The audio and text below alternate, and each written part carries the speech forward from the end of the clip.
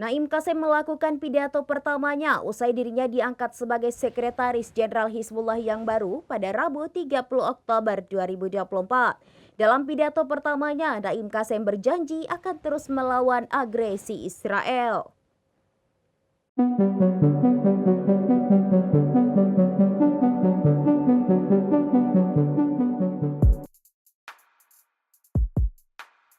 Naim Qassem melakukan pidato pertamanya usai dirinya diangkat sebagai Sekretaris Jenderal Hizbullah yang baru pada Rabu 30 Oktober 2024. Dalam pidato pertamanya, Naim Qassem berjanji akan terus melawan agresi Israel.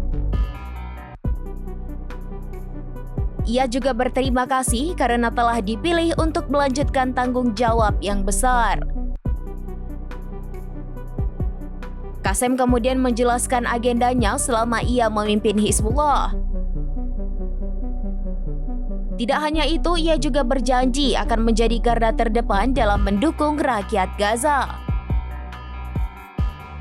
Geram dengan Israel, Qassem mengatakan bahwa Zionis selalu melanggar hukum internasional.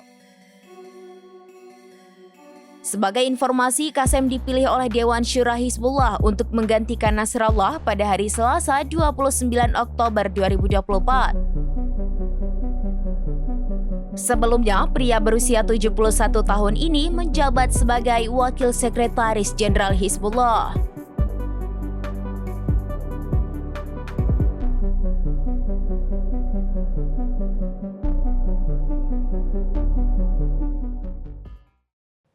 Demikian informasi terkini Syederalon. Saksikan terus informasi lainnya. Jangan lupa like dan share seluruh akun serambinews.com.